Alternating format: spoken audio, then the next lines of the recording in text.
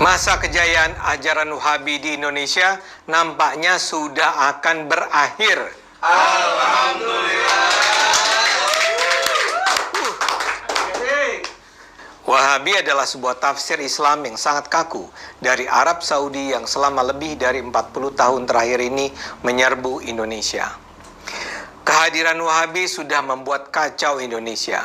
Islam di Indonesia yang semula nampak memiliki wajah bersahabat, damai, gembira, menghargai keberagaman, menghargai adat, berantakan gara-gara Wahabi.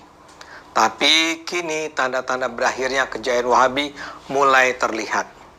Di negara asalnya, Wahabi sudah ditinggalkan. Sejak Pangeran Muhammad bin Salman diangkat sebagai putra mahkota pada 2017 yang lalu, dia tegas membatasi ruang gerak Wahabi. Assalamualaikum warahmatullahi wabarakatuh. Alhamdulillah, salatu wassalamu ala rasulillah. Amma ba'd. Kaum muslimin yang dirahmati oleh Allah subhanahu wa ta'ala, siapa yang tidak kenal dengan Ade Armando? Insya Allah hampir semuanya mengenal nama Ade Armando.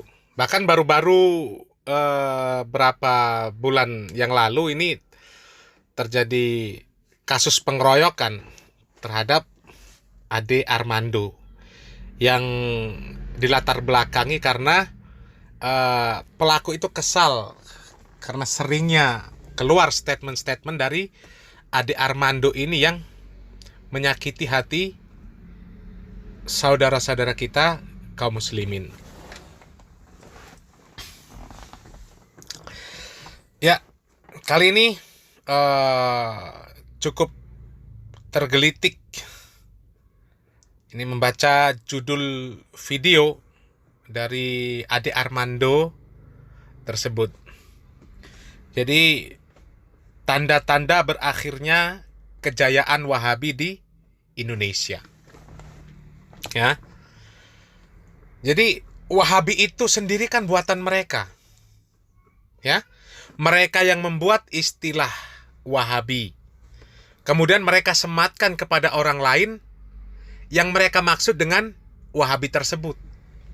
Sedangkan yang dimaksud oleh mereka itu, ya, yang mereka berikan nama Wahabi tersebut, ini tidak pernah menamakan diri mereka, ya, tidak pernah memakai nama Wahabi tersebut, ya, di dalam segala sesuatunya.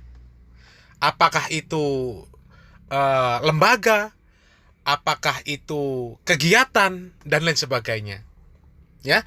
Hanya saja mereka tahu maksud dari apa, siapa, dan bagaimana yang mereka maksud dan mereka sebut dengan Wahabi ini. Jadi hampir di setiap pembahasan sebenarnya ini kami sering menjelaskan bahwa nama Wahabi itu dibuat dan disematkan oleh mereka ini kepada orang-orang yang beragama dan mendakwahkan agama ini yang sesuai dengan Al-Quran dan Sunnah, sesuai pemahaman salafus soleh. Meninggalkan perkara kesyirikan, meninggalkan perkara bid'ah, khurafat, dan berbagai macam bentuk kemaksiatan. Hanya saja banyak dari mereka yang membuat istilah Wahabi itu, ya, mendefinisikan Wahabi itu orang-orang yang suka mengkafir-kafirkan, kemudian membid'ah-bid'ahkan, anti ziarah kubur, anti tahlil, anti budaya, anti keberagaman, anti Pancasila, anti NKRI dan sebagainya. Yang sebenarnya itu semuanya hanya tuduhan yang tidak terbukti, ya.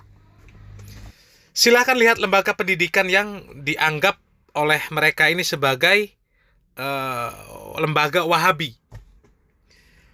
Jadi semua tuduhan itu terbantahkan secara telak, ya. Lembaga pendidikan tersebut bersifat terbuka, tidak eksklusif, Ya.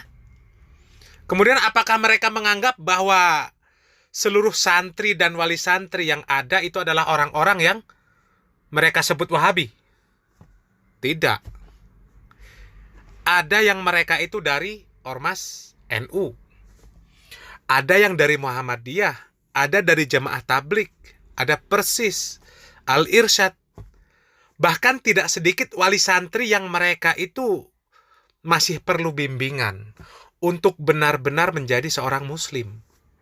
Ya, sebagian mereka belum sholat, belum menutup aurat, masih percaya dengan perdukunan dan sebagainya. Jadi kalau mereka itu dikatakan oleh orang-orang yang disebut Wahabi ini kafir, ya kenapa mereka diterima di sekolah? Ya kenapa mereka itu diterima anaknya sekolah di lembaga tersebut? Kalau memang dianggap sebagai orang kafir, non-muslim.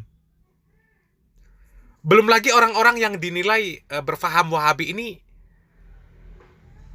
banyak yang ikut sholat berjamaah di belakang imam yang tidak berfaham yang seperti mereka maksud Wahabi. Ya, sholat di belakang imam yang organisasi Islamnya NU, Muhammadiyah, atau mungkin dari Jamaah Tabligh dan sebagainya. Jadi seandainya mereka itu mengkafirkan orang-orang atau kelompok yang tidak sama pemahamannya, jadi kenapa pula mereka sholat di belakang orang-orang tersebut? Jadi apakah mungkin sholat di belakang orang-orang kafir? Jadi tidak mungkin, ya.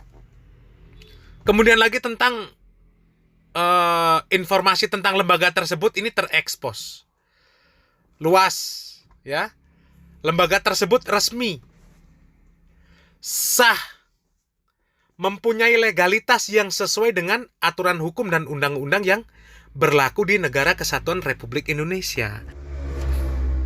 Ya, ini seperti Ustadz Khalid Basalamah ketika mengisi kajian, mengisi acara, di depannya ada bendera merah putih. Anti NKRI dari mana? Lembaga pendidikan yang mereka katakan sebagai Wahabi, mereka melaksanakan upacara bendera.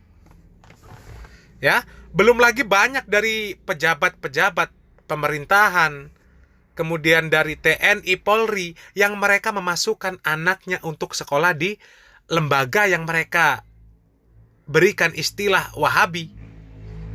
Apakah mereka semua pasti sama dalam pemahaman? Hah? Maka jawabannya dipastikan tidak sama. Silakan disurvei, silakan dibuktikan. Belum lagi tuduhan-tuduhan yang masih banyak yang kalau dijelaskan semuanya terlalu panjang.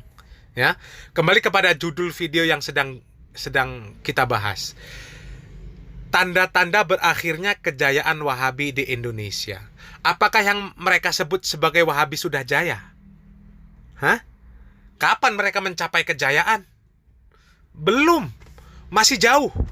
Ya, masih panjang perjuangan agar agama Allah ini tegak kokoh di negeri yang kita cintai ini. Kita berharap negeri ini menjadi negeri yang baldatun thayyibatun wa rabbun ghafur. Kita berharap negeri ini menjadi negeri yang baik. Penduduknya bertakwa kepada Allah Subhanahu wa taala. Dosa-dosa dan kesalahan mereka diampuni oleh Allah Subhanahu wa taala karena ketakwaan mereka kepada Allah. Karena kembalinya mereka mentauhidkan Allah dan mentaati perintah-perintah Allah Subhanahu wa taala. Dan itu semua sedang diperjuangkan oleh para dai, para penyeru kebaikan, para penggerak dakwah. Jadi mereka itu belum mencapai kejayaan. Masih banyak kesyirikan di negeri ini, masih banyak kemaksiatan, masih banyak tempat-tempat kemaksiatan yang masih berdiri kokoh di negeri ini. Lokalisasi, ya, berapa banyak diskotik, ya, yang mereka katakan tempat hiburan malam. Hiburan apa semacam itu? Ya, masih banyak kaum muslimin yang terlibat dalam perkara-perkara kemaksiatan tersebut.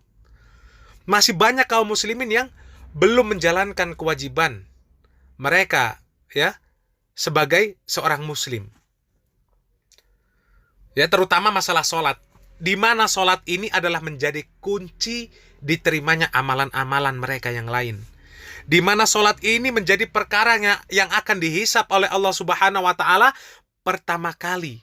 Ya, jadi seorang Muslim ketika nanti di hadapan Allah Subhanahu wa Ta'ala dikatakan oleh Rasulullah Sallallahu Alaihi Wasallam, "Awwalu ma yuhasabu bihil abdu yaumal qiyamah as-shalah. Fa in sholahat sholahalahu sa'iru amalih. Wa in fasadat fasada sa'iru amalih." Jadi amalan hamba yang pertama kali nanti dihisap oleh Allah Subhanahu wa Ta'ala pada hari kiamat itu adalah perkara sholat. Apabila sholatnya baik, tentu seluruh amalan yang lain pun ikut baik.